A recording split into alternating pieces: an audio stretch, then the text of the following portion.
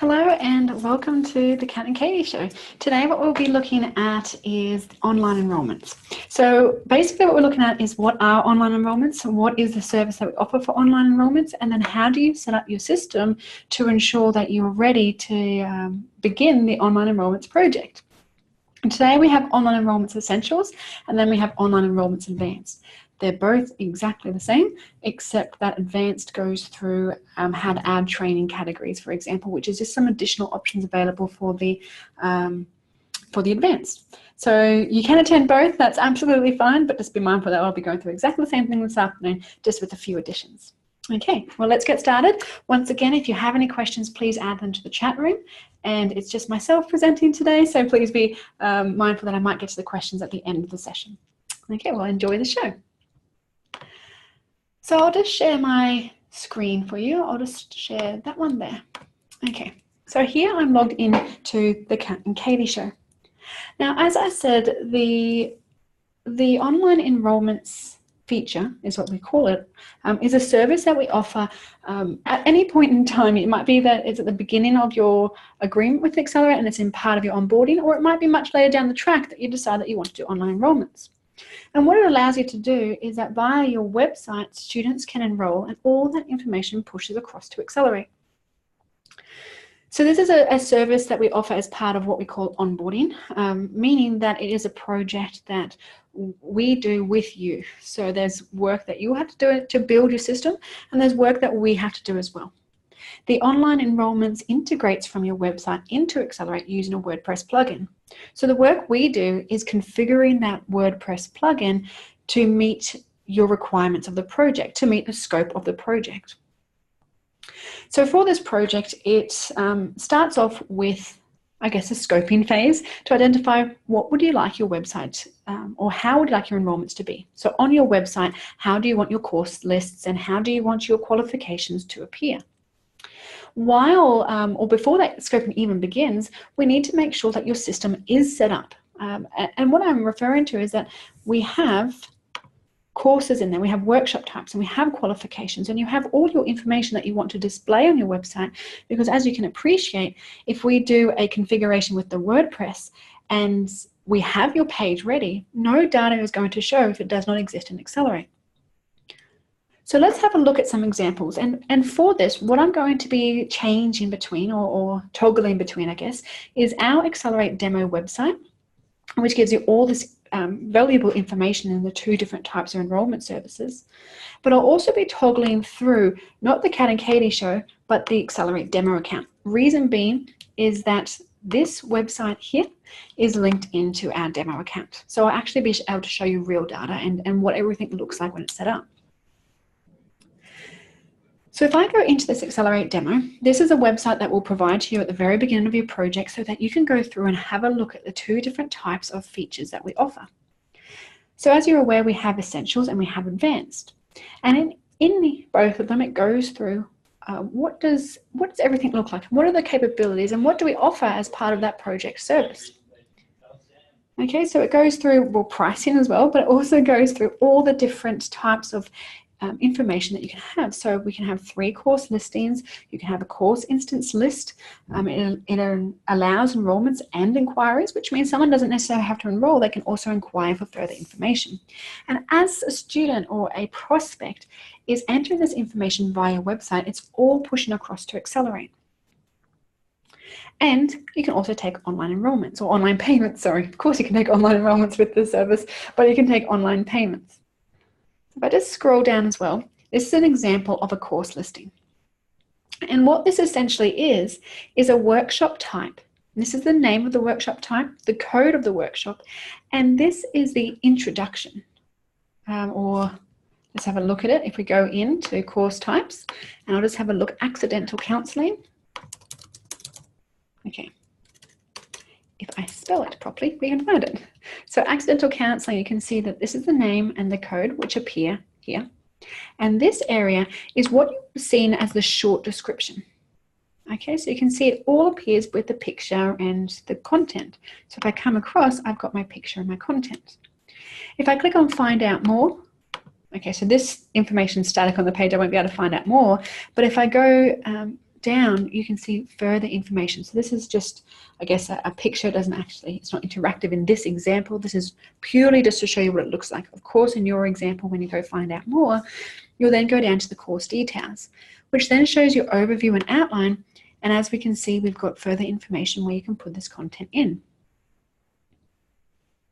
So this is what we're explaining, that when we say the project of the online enrollment feature has dependencies, those dependencies are these system setups. Without this information, nothing will display on your content here. Likewise, if I click on Find Out More and it's meant to show me further information, and then it's meant to show me these instances that someone can either enroll or inquire, if the inquiry button should be further down, these are only future instances. So again, the dependency of having your timetable set up or your future instances in aXcelerate, they will not appear if they're not in there. So let's look at a great example. If I say so myself, a great example is the Cat and Katie show. And the Cat and Katie show is an online enrollment feature, and it's linked to our main aXcelerate account that we use here at aXcelerate.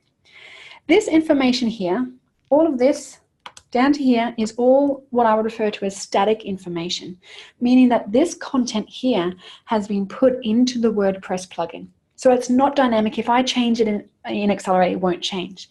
This is all pulled across from the WordPress plugin. That as part of my scope of my project with the online enrollments team is that I wrote this content out and said, please make this static at the very top of the page. Now this is my course listings page, so you can see that it's one page here on my website. And as I scroll down, each of these are course types or workshop types. So let's go and have a look at that. I'll just go in here and I'll go into my VM Learning account and I'll go into my workshop types. So in here, if I type in webinar, I have a lot of different webinars. I think the codes are Web 80. So you can see here are all my examples. And if I go to the aXcelerate accredited training, you can see there's my image and there's my content. So then that pulls across like this. There are some adaptations that can be done in regards to how things appear. And when I say adaptations, I'm referring to options with how your course lists appear. So it can be tiles, but I've decided to go ahead with just a list. When I click on Find Out More, this shows me only future sessions. So for example, if I jump back into here in aXcelerate and I go search workshops, and I want to search for all workshops that are against the aXcelerate accredited training, and I submit, these are all the workshops that have ever been linked to that workshop type. These are all the past workshops that we've delivered, quite a lot, all the past workshops we've delivered in regards to accredited training, and these are all the future ones to come. So when I go back into my course details list, you can see that I can only see these ones here. Now remember, it's only future sessions that I can see, so note how I've got 5 here, and that's because the USI management is being delivered today, and therefore it no longer appears on my list. So that's just an example of how it integrates from aXcelerate into my online enrollments. And once I've got everything set up, I can add a new workshop in. So let's have a look. If I go add new workshop and I do it against the accredited training and make it public, only public workshops display, and I submit, I'm just going to quickly type in Zoom. And you can see all this information is pulling across from the workshop type. So if there was a cost, the maximums that are allowed on that session. And if I just say tomorrow this is going to be delivered for 1 hour from 11 till 12, and I'll say I'm booking out the yellow room as well. I have to do that on my site here so that I book out a room for it to deliver the training. You might not have to do the venue setup, so you can just skip that step. And submit and OK. So now I've created this session that's for tomorrow, and because I've created it against a workshop that's already set up to display online, I go into my course details here. If I refresh my page, I now have it in here. So I can then start enrolling people. Now I'm going to show you the process of enrolling, for example. And sorry, I just had a question through. I will send the USI management. I'll enroll Jen to the USI management for you. But let's have a look at how we set all of this up. And I will show you how you enroll and how it all integrates and I guess the end product, but I'll do that from the demo website so I'm not enrolling real information. Now, just give me a moment while I quickly delete this, not duplicate, sorry. I quickly delete this workshop I just created because this is in my live account and I do not want anyone accidentally enrolling into something that I'm not going to be delivering. Okay. So, let's get started in looking at the dependencies and how you have to set everything up. Okay, so once again, I cannot stress enough that if you do decide or you already have this feature and when it might be your onboarding trainer or it might be the online enrollments team are saying you need to set up your dependencies before we can commence the development, we need to make sure that all the information is in aXcelerate. It might be the bare minimums and you might start to add more information to your workshop types, but we need to have that information so that you can test and you can actually see what everything looks like.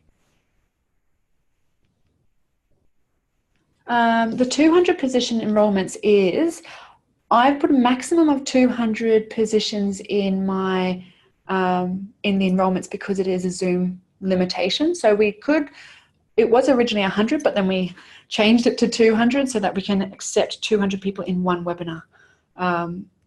So that's why I had to max them out in the sessions. Otherwise, I'm not sure what would happen if someone tries to log in. If the 201st person logs in, they might not be able to. So that's a Zoom thing. You can put minimums and maximums in aXcelerate. They're more intended.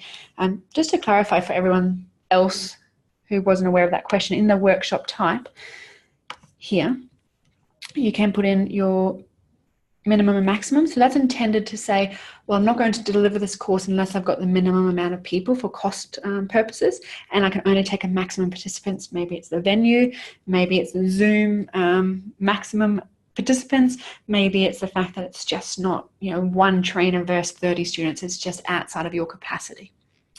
So I put max 200 because that's as many as I can take in Zoom. No problem.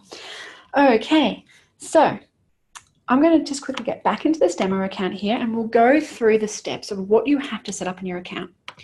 Now, once again, if, if during your project you'll have someone, it'll most likely be your onboarder, who will be doing what we refer to as an online enrollment audit.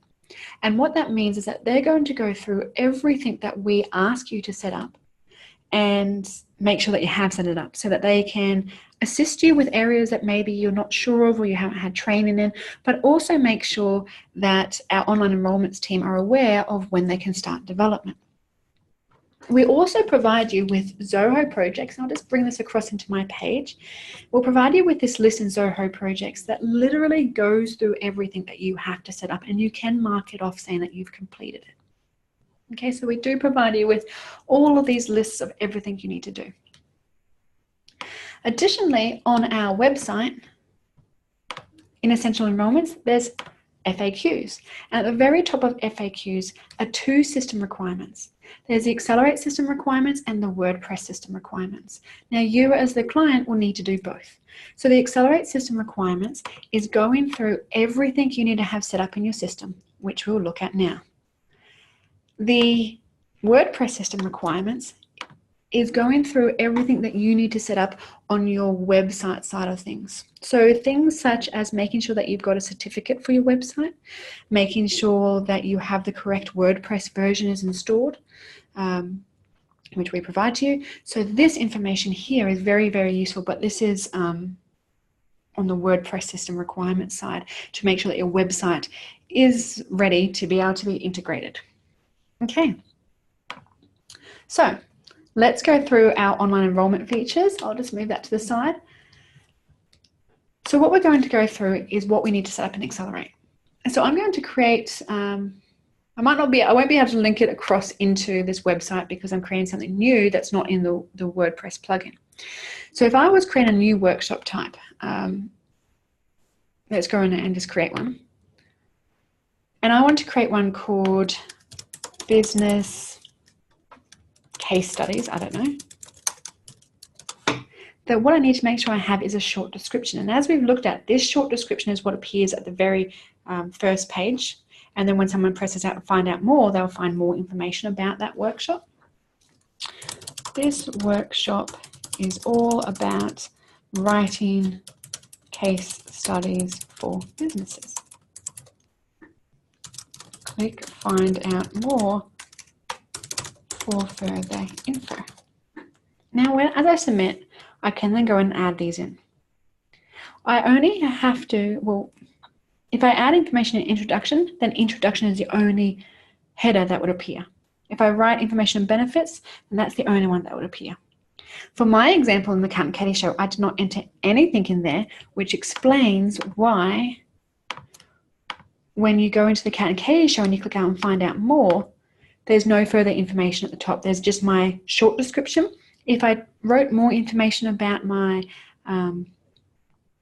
about benefits, for example, so let's actually go and have a look at that. If I was to go into the workshop type itself and go into accredited, and I want to update the workshop type within a benefits, learn how to use aXcelerate accredited training. Add, okay, and then I'll just go back to the workshop setup. I've now got my benefit. I'll just submit that, and I'll go back into my course details page and just refresh that. Okay, it's not appearing. It may not be appearing because once again, I might not have configured my WordPress plugin to appear that, for that to appear. So we'll go into an example in this demo account that's already been set up for us. And I will just remove that.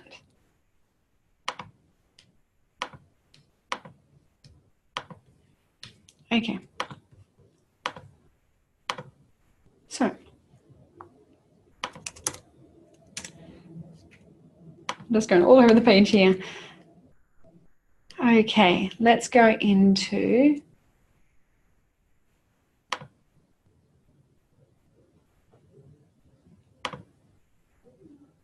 I was just trying to go back to where I was. I shouldn't have closed that page. That's okay. I'll just create this new one here again. Course types. I don't know if I saved it. Business case studies. Here we go. All right, so I can add further information in here. And this is all the information. So I just got something saying my voice keeps cutting out. I haven't got any alerts that it's my internet, but let me just change this to, I'll just change my internet to Ethernet or Ethernet and turn that off, and hopefully that would help. Okay, thank you. Okay, so these short descriptions and introductions. So I would write all my content in here. And the other reason why we're saying that these are all information that's dependent, that we need you to enter this in before we start your project, is that when the WordPress plugin configuration is done on our side, we'll be pulling in and specifying what information you want to display.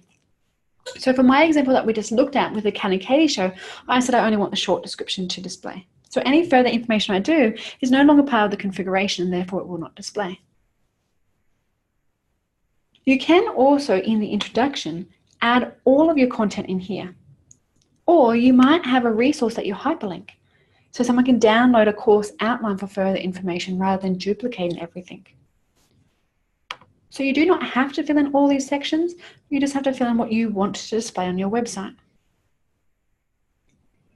Everything else here in the course defaults and settings, down to this section, is exactly the same in your normal workshop setup. So if you would like to see further information on this area here, we do have a webinar on workshop types, so you can go through that where it explains each area. Then the final thing we need to do in our workshop setup is making sure that the display and bookings calendar and the web outline accessible are both set to yes. We do not need to do custom links, we just need to set it to yes. And by setting it to yes, we're saying we would like it to display online, and then we're able to pull it in the WordPress plugin. So As a recap for workshop types, what we need to make sure you have is you have a short description and any other information that you would like to display online. Remember, your short description is what the prospect or the user logging into your website would see first, and as they drill down, they would then see further information. The second step we need to make sure we have for your workshop types is down the bottom, we have the yes set for display and booking calendars and yes set for web outline accessible. And submit. Okay, so that's all we need to have for your workshop types. And I would like to discuss, let's go back to essential enrollments. When we have images like this that are appearing, if I go into this accidental counseling members, oops, I'll just get rid of this page. And I go into this one here, you can see I've got the image inserted there, and the way that it's been configured in the WordPress plugin is to display in a little circle, so it's displaying slightly different to what's in here. But this content here, or this image, if I just update, that image there must be an image that's coming from your resource library, in your images library. So the first step that you need to make sure you do is ensure that that image sits here, and there's so many here, so I won't be able to show you. But first upload your images to your images library and then link them into your workshop type. Don't try and upload them from your computer, because then it won't display appropriately on your website, or won't display at all. There's quite a few logos here. So as you can see, this WordPress plugin that we have, not WordPress plugin, sorry, this demo account we have is something that we demo to new clients. So every new client's logo is in there, so you can see what it would look like for your account. So you're aware of how you upload a logo there, and just make sure that in your short description here, you have your logo, and let's have a look at how we would do that. I'll just go back into here. I'll just go back into course type. So as I'm adding a new course, in my short description here, I can add a logo, and my actual image of adding a logo is not there. It's only a source that I have to type everything in. So if you know how to put the logo in using source, you can, but it's basically, you cannot use a hyperlink. What I've done, I forget the HTML coding, but it's something like image source, I believe. Don't quote me, and then you add your hyperlink in there. So if I'm in image library, let me grab I don't know, this image here, and you right click and copy image address, and then back over here and you paste it in and close it off. It's probably not going to work because I've just used the wrong HTML coding, but you are able to link in your image that way.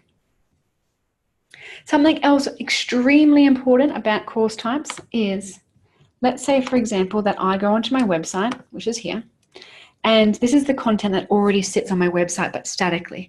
And now I'm using the WordPress plugin, and I want this information to appear.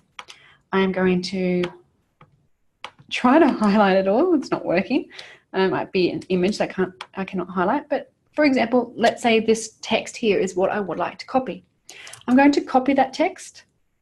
Okay, we all know how to copy. And then in my course type, let me go to my business case. If I go and update my introduction, for example, I must make sure I click on source and then I paste in here. And what that would do is strip every type of formatting. And the reason why it's so important is because if I'm copying from here, I'm copying this formatting and all this formatting up here. And then I'm pasting in, and it's taking my formatting from a website, and then it's trying to push that across to a different WordPress configuration, and it makes it look really funny. So what we strongly recommend is, if you are going to copy from Word, or you're going to copy from an existing website, is make sure when you copy it, you click the source button and you paste it in here. And then in here you do your editing. So I can say, okay, I want that to be bold. And I would like to then make that on the next page. And you can go into source to make changes. As you can see, everything I'm doing is all HTML coding has been added automatically to it. Okay, but the thing that I'm strongly recommending is, if you're copying from a different, rather than just type in free text in here is make sure you copy into source first, and then that would strip all other HTML coding, and then you can go into this area here and do some formatting. Okay. The other important thing that we need to have in our workshop is that we do need to have a price. Okay, so you need to make sure that you have your prices set in here. Remembering that public course rate is what will push across to your public workshop, so it's a public course rate that we do need. Okay, so then we said that the next thing we need to make sure we have is that we have courses. So that when we create our course types, the course type will display online, but we need to make sure that we also have course enrollments. So let's have a look. If I scroll right down to the bottom here, this is just our example website that anyone can access. And I want to go through to short course workshop details page. We can see here, here's my computer skills course. And down the bottom, I cannot see any workshops. And let's have a look at maybe why that is occurring. So in my aXcelerate account, I'm going to go search workshops and search for computer skills. And make sure I've got the right one, computer skills CSS.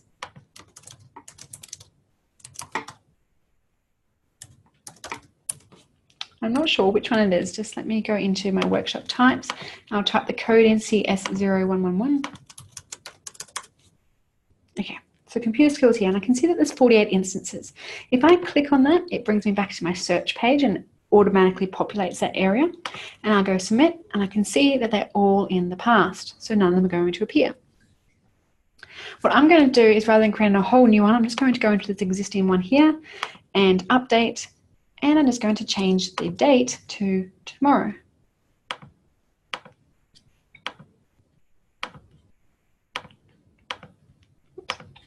Okay, and submit. So now when I do my search courses, I'll select the right button this time. I'll search courses and I'll go into computer skills.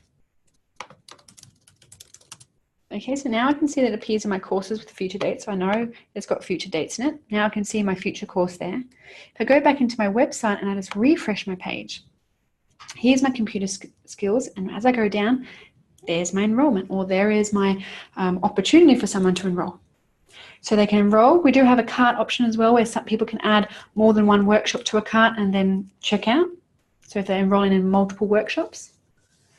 No, it would not work with today's date. It only works with a future date. So it has to be the start date of the workshop must be in the future and cannot be today's date. What we do with the Cat and Katie show is if someone's trying to enroll today, like we've got an example in this exact webinar where someone wants to get onto the next webinar for today, is that we just usually send out the link. So I can go into this enroll button here, and I can copy this and I can send it out to someone. Okay, and of course you won't be able to see that if it is today, because it won't be on your website, but you can change this ID here and change that ID to today's, or you can just enroll them via your website here or via your aXcelerate account. Okay. Let's move on then. The next thing we need to make sure we do have is qualifications. So if you are using qualifications, then we need to make sure that your qualifications have data in them as well to make sure that the content displays online. So I'll just show you an example. If I scroll to the very bottom, I'll go into qualification and programs details page, and I'll go into this qualification here. Just that way you don't watch me very slowly type content in. So here's my qualification. What I need to make sure I have is, first of all, I've got display web outline is ticked. I then need to make sure that I have a short description, and there's my short description there. Once again, my image is coming from my images library, and when I've copied in, I made sure I've used the source to copy and paste everything in and then do the formatting here in aXcelerate. Okay, so, oops, I just go back here. So you can see there's my overview. And if I just go back, I've then got my full outline, and my full outline then shows all of this content. So So if I go back into my website, you can see it goes outline and then assessments, core subjects. Okay.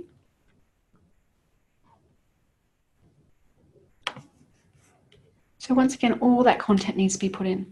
You can see that within this area here, you've got a lot more functionality so that you can use a lot more features to add in tables, to add in images, to add in hyperlinks. Okay, so that one gives you a little bit more functionality. The other thing that you need to make sure that you have is a cost. So if I just cancel that one, I need to make sure that I have a qualification cost. And that's everything for a qualification, so very straightforward. The hardest thing is trying to identify what content do you want to put in there. And you might already have content that's created, so it's just a matter of copying and pasting. So once again, we can see all these options here that we can enroll into. Now I might have, when we enroll and we look at payments, you can have tentative, invoiced, or credit card. So you can have people who are enrolling and are invoiced, and that's part of the enrollment form. Okay, down the bottom I've also got an Inquire Now button. And we'll come back and we'll look at this page shortly. So I'm just going to keep that page open and create a duplicate, because what I would like to see is what happens when you inquire and how do you set up that in your account. So we'll come back to this later in the session. Okay. So that's the major areas of setting everything up. The other things we need to make sure we have is that when someone enrolls online, we're going to have some communication sent to them. aXcelerate already has some communication set up as hard-coded templates, but you can create your own. So the first thing is going into your templates and creating your own type of confirmation emails. So as you can see, if I type in confirmation, we've got so many different confirmation emails. Okay, so we've got confirmation of enrollment, we've got confirmation of workshop. You need to ensure that you do have one for your workshop and you have one for your qualifications. Reason being is that in each one, if we go into this one here, the information that's being pulled here is qualification codes, qualification names. Versus if I go in and I type in workshop, my workshop booking confirmation here is pulling in workshop names and workshop date descriptors. So you need to make sure you've got those two confirmation emails, one for the workshops or short courses and one for your qualifications or full programs. If you want further information on how to develop these templates, we do have, I think it's an 1.5 hour long webinar or just over an hour webinar on building templates. For this webinar, all you need to make sure you do for your online enrollments is that you go into your default system templates. So this sits in courses, templates, and then default system templates. And when we go into here, we are saying when an online course booking, so a course in this instance is workshops. So when an online workshop or short course or course booking occurs, then we need to send out an email template. And you can set here what template you would like to send out. You can use our default, or you can select your own and then update. Also, when you send out the course booking, we need to attach an invoice to it. So here you select which invoice you would like to be attached to the confirmation email. And it's exactly the same down the bottom here when we have online cohort or class or intake, whatever you'd like to call it. We have a booking confirmation for your cohort, and right down here we also have an online cohort booking invoice template. So this tax invoice receipt template will be attached to this email. And that would automatically be sent out when someone enrolls via your website. Okay. Also, if you are enrolling students into full courses and you have our auto-generate learner feature turned on, which means as soon as you enroll them into a workshop or a qualification or a class, that they automatically get a student user account. We do have our user templates here. So whenever you create a user in the system, our default email will be sent out. But if you wanted a specific email to be sent out, you can select that template here as well. Okay, so let's have a look at some enrollments just so you can see how it occurs. In my qualification here, I'm actually going to go into this early year intake, and I'm going to click on the enroll button. Again, I want to come back to this page shortly. But as I go into enroll, I've got two options. I'm either a new student who is enrolling for the first time with this RTO, or I'm a returning student and I have a student ID. So if I click on returning student, I have a username. I have no idea what my username is for my student portal, and I'm going to go with new student. The reason I'm going to do new student is just for you to see how quickly something is created in your live account. So this is when I think I'm getting to the end of my tether of fictitious names. I've used so many different ones and I need to use a new one here. So let's use Phoebe Smart. And her email address, I'm just going to keep it to my own here. And as soon as I do that, I'll go create. And now it's creating my user. And I'll just quickly show you if I come in, sorry, not my user, my contact record. So if I come here into aXcelerate and I search for Phoebe Smart, I'm not sure if it's, yes, it's created her already here. So all it's done is put her first name, last name, and email address. Let me continue with my enrollment. So I'm enrolling myself, and let me put my personal details in. Let's go Fee, my last name Smart, my date of birth. The date of birth here that you have to put in has to be within a specific, not time frame, but it has to be older than I think 8 years old. It won't accept anyone that's younger than that. Just FYI if you're testing. So I'll just go into January. And I'll go into, let's go 1999 of July and the date. And my ID, you can see here that these are mandatory fields. So these have all been set that they're mandatory in the WordPress plugin. And I'll just go with my usual one. You can see also that it's telling me what my character limits are. And if I put a 1 in, it's going to give me that error. So I'll just put my H in. And my gender is female and save. So now that I've done that, let me go back to my contact record and just refresh my page. And you can see all that information has come across. So it's instantaneous. Do we have a question at all? Sorry, I just had a hello, but no question. Yes, all the info is optional unless you specify that it's mandatory. There are some that are required. I think it's first name, last name, and email address is required. But then everything that we looked at then are mandatory fields that we've set in the WordPress plugin.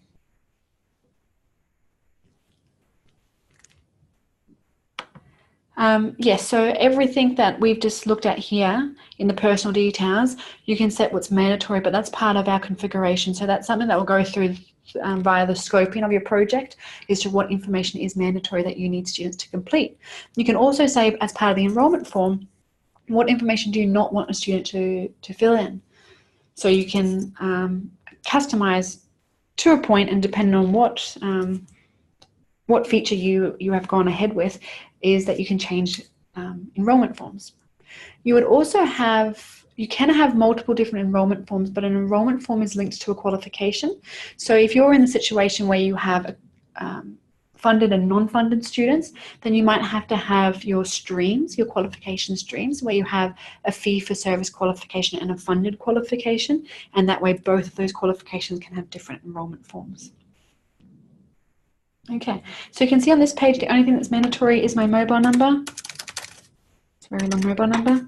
And save. Okay, my address, the only thing that's mandatory is the street number, Camford Street, Milton, 40664, I don't know. It's funny when you are automatically selecting an option, I kind of forget what the postcode is if it's not in the list for me. And I'll say it's Queensland and the country is Australia. And if I scroll down, I don't have to fill in anything to my postal address, but if I copy residential to postal, it fills in there and save. Now this is a very long enrollment form. So I'm just going to continue to save, not putting any of that in. Nationality, citizenship, Australian. Let's save. I'm just going to do the mandatory now. Complete year 12, save. Education. Yes. Oh, let's just say no. No, save. Additional options. Do you have disabilities? No. Employment status part-time and save. Study reason to get a job and save. You agree with the below terms? Yep. I agree. Do you agree? Continue.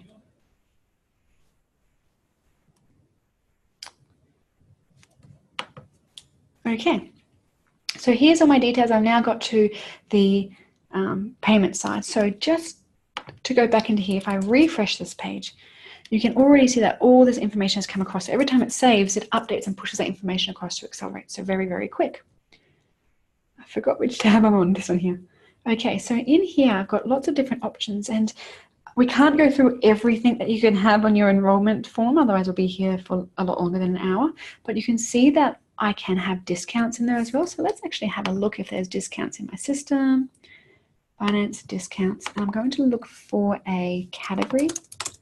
This one here, 10% off prospects. Not category, sorry. Promotion code, promotion. There we go. And this one doesn't expire, so I'm just going to use this here.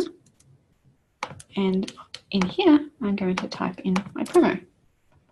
Recalculate discounts, and I've got $10 off, perfect. And now my discounted fee is $40. I might also have a concession available and say, yes, I've got a healthcare card, and recalculate my discounts. And in this example, healthcare.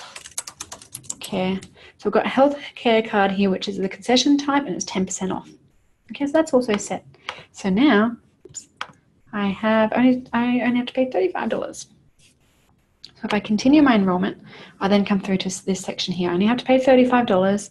I'm paying for it, and I can say I can add a new payer or a different payer or add another student, and I can continue my enrollment. And then I get to this page here, which is my payment method. We've got lots of different payment methods. We don't have lots, we have 3 different payment methods at this stage. If I drop this down, I have invoice, I have credit card, or there's another one that's called a tentative, and it hasn't been set up in this enrollment form. I'm going to go across with send invoice and enroll and send the invoice. When you do have credit cards, we do have payment gateways, and we'll have a look at payment gateways soon. And we've got 2 different types. We've got Squid or eWay. With both of them, you can take online credit card payments, and during what we call user acceptance testing, which is when you're going through to your website and testing everything's okay, I know that eWay provides you with fictitious credit card information, so you can test that. But here I go, thank you for your enrollment, great. Let me come back into this page here and I'll just refresh. And now I have information about everything I did, what was sent out to me, and I'm also enrolled. And if I go into the update of my contact and I scroll down, my address is in there. If I scroll down further into my vet-related details, it's got female, my citizenship, my employment status, everything I completed. As you can see on the top here, I've also got custom fields. If I had custom fields that I needed students to enter, you can also add custom fields to the enrollment. And that's some other system setup that we'll look at shortly. I'll come back to that question very, very soon. I just wanted to show you one last thing in regards to this enrollment, and that is the email. So let me just log into my emails because I put my email address in. What I've received already is 2 emails. I've received this one here, which is my login. So you can see instantaneously, as soon as I was enrolled, I've now got a login using our auto-generate user. And this here is a template that I've selected to send out. So remembering in my templates, in my default system templates, auto-generate user for the student is a new user email. Okay. Also, the other email I received is this one. And this is my enrollment into the qualification. And down the bottom is my invoice, which didn't pull any information. Oh, it's on the next line. So there's my invoice there for me as well. And this again is the templates that were selected here in the default system templates down the bottom. Because I enrolled in a cohort, it was this template that was sent out with this invoice attached. So if I go into Phoebe,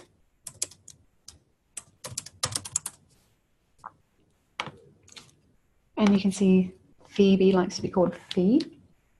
And if I go into her enrollment, she's now enrolled an entire qualification, and down the bottom she would have an invoice that is red, indicating that it's an invoice with a invoice number.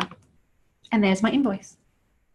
So instantaneously I had a contact record created for me with all the information the student was entering in. I then had an enrollment that was made for me, and as soon as the student was enrolled, an invoice was raised and created in my system. I didn't have to do that at all. And then that was emailed out to the student. So the student received an email of confirmation of enrollment with an invoice attached, and they also received a login. So all of that happens instantaneously. And it's exactly the same for the workshop. The enrollment form that we saw is quite a lengthy enrollment form that I've experienced, and as part of the online enrollments is, well, what we like the online enrollment form to look like, so you can specify what information goes in there. Okay, so we had a questions in regards to discounts. Taking 10% off concessional price or taking it off full price and then applying concession as 80% off price. So let me read that out one more time. Taking 10% off concessional price or taking it off full price. So what's happening, if we have a look, is that it was originally 50, and then what we did was we took 10% off 50. Sorry, we took $10 off 50, which then brought it to 40. And then what we did was we took off, oh, you're right, it's taken off the full price. So, I don't know if you can see my calculator that I'm appearing here, but it's 50, and then you're times in 10%, or you're taking $10 off because that was our original one, which is 40. And yes, you're right, if you look at that 40 and then you take 10% off that 40, it's $4 and it should be 36. But what the discounts are doing is it always discounts off the full amount. So it's not a, I don't know what to refer it as, it's not like a continuous, there's a word and I can't, it's on the top of my tongue and I cannot get it out, but it is, so the discounts always take off the full amount. Reoccurring discounts, I think that's what I might be, no, that's not the right word.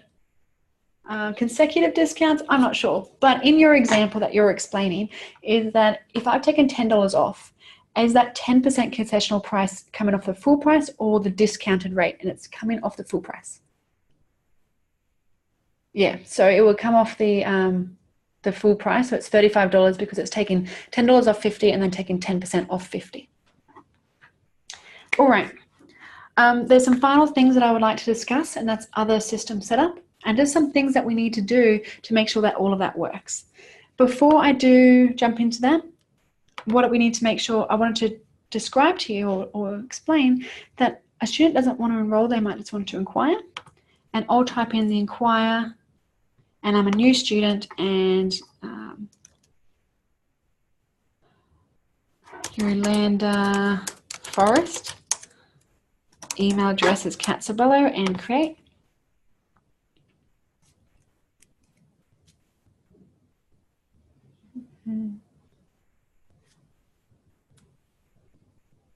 Okay, and then I can fill in further details here. Everything's filled in. Only mandatory thing is email, and reason for inquiry. I am interested in the course. Sorry, in the course, but would like further information, and inquire. Now, what we'll see is I'm going to go back into my account here, and I'm going to search for Yolanda. And in Yolanda, this has occurred 3 times, I'm not sure why, but in Yolanda, she's now got a contact record with just her email address because that's all I put in. She then has a note that says what her inquiry was, and it shows me that it was an online inquiry from our website. And then it's created this follow-up email. And the reason why there's 3 from what I believe is, we'll have a look shortly, is that there will be 3 workflows that have been set up. So 3 different workflows were now triggered, which created 3 different accounts, or 3 different follow-up tasks. But what we can see here is that the follow-up task with the value of $4,000 that's allocated to Katie, and I can complete the task. I've also got this little plus button, which is my Enroll Now button, which is against a follow-up when you add marketing information to it, and you also add accredited training to that follow-up to say this follow-up is linked to my qualification, so that I've got the Enroll Now button, and when I click on it, it's enrolling me into that qualification. I can select the right cohort. Okay, so that's all some processes that are done. So how do we set this all up? Well, we need to have workflows. So as we'll see, I'm not going to go through workflows, but I'm just going to show you. If I go into my automated task workflow and I type in inquire, or type in email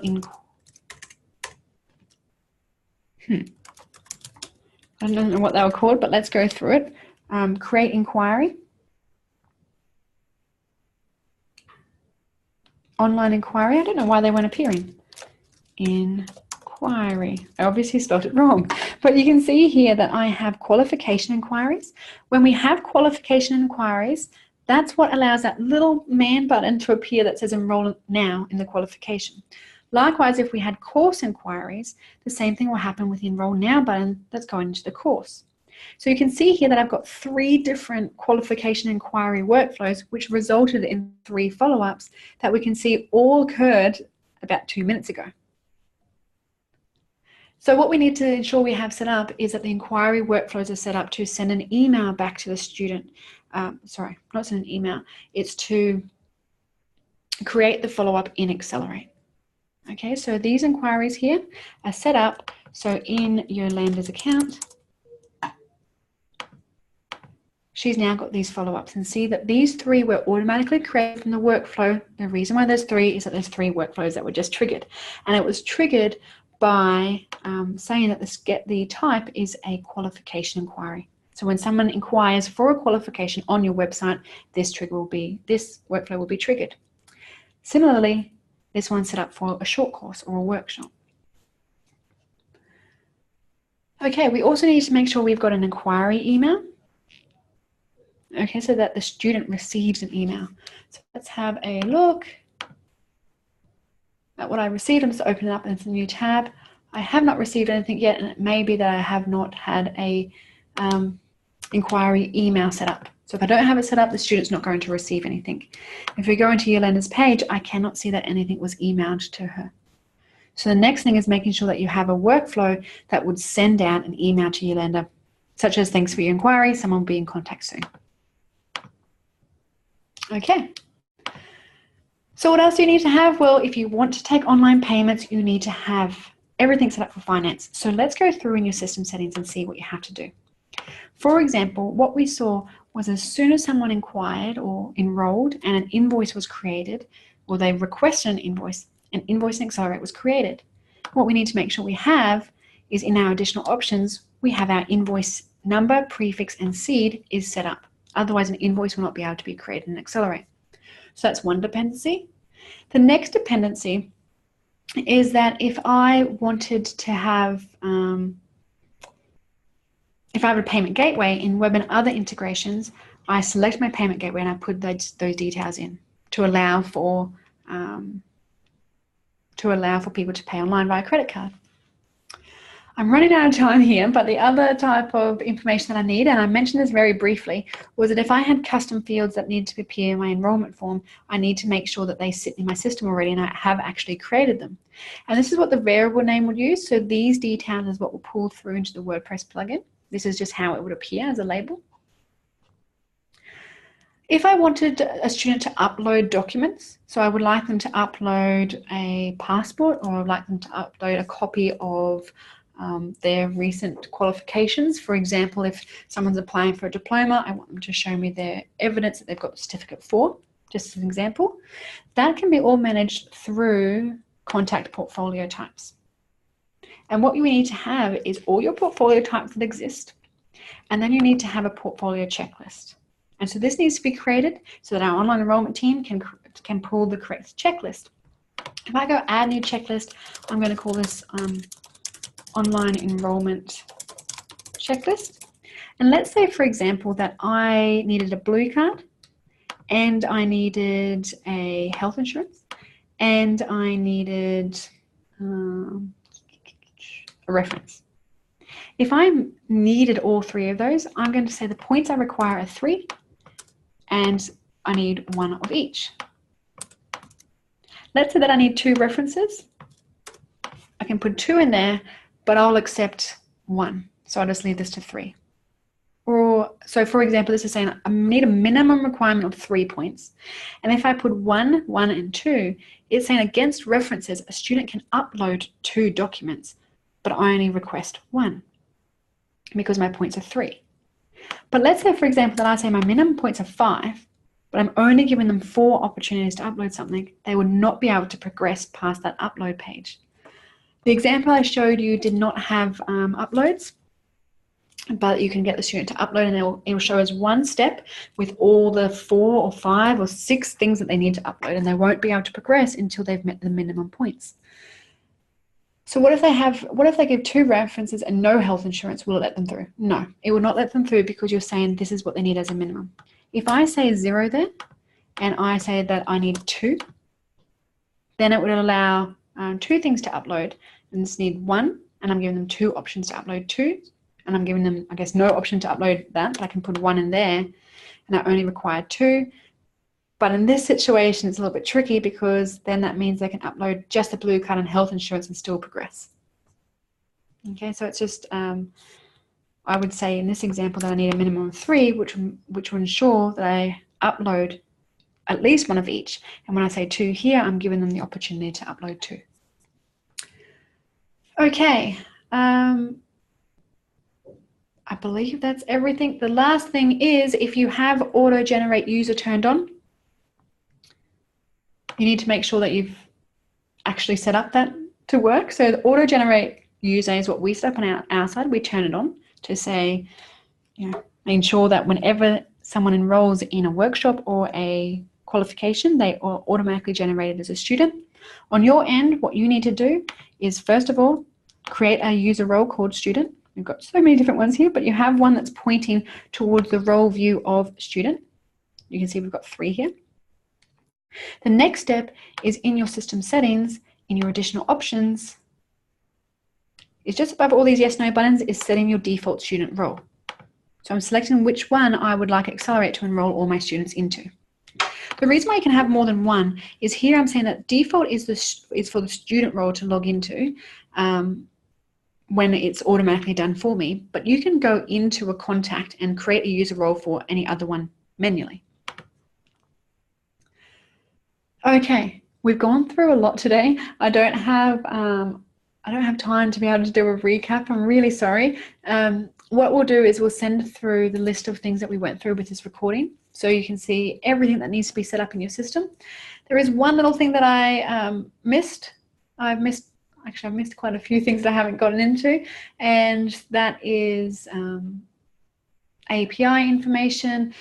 We haven't gone through into, I'll quickly go through it now. So we need to make sure that in your web and other integrations, we do have your web service tokens set up, and that's what we do on our side. You must make sure that if you're going to use discounts, that they are set up in your system. And we also need to make sure that we've got the correct web user set up, so whenever something gets emailed, it's coming from that person. Okay, and the last thing I wanted to describe was note types very, very quickly. If we go into my first example, which I forget the person's name, it wasn't Yolanda, it was Phoebe. In Phoebe, you can see that every single time something happened, all these notes were recorded here, but they were all recorded against the type called system generated note. If you wanted the aXcelerate user account, or you wanted the email that was sent out to be set to a particular note type, you need to make sure your note types are set up first. And remember that if I'm sending out this program enrollment confirmation, in my templates, program enrollment confirmation, which is this one here, for example, I can set my note type here, so that when there's this template set out, the correct note type's been applied against the comment. Okay, that is everything for today. I'm just going to stop my share and start my video. So that we raced through quite a lot, and unfortunately I do need to go because I've got another session at 12. Or 11 or 1 o'clock for some people's time. I am going to be doing the session again this afternoon on online enrollments advanced, which is exactly the same, except it's going to look into training categories as well. So if you wanted a refresher or you came in later to the session, please jump onto that one as well. Thank you very much for your time. And like always, if you've got any further questions, we're happy for you to call our support centre or raise a ticket. Have a great day.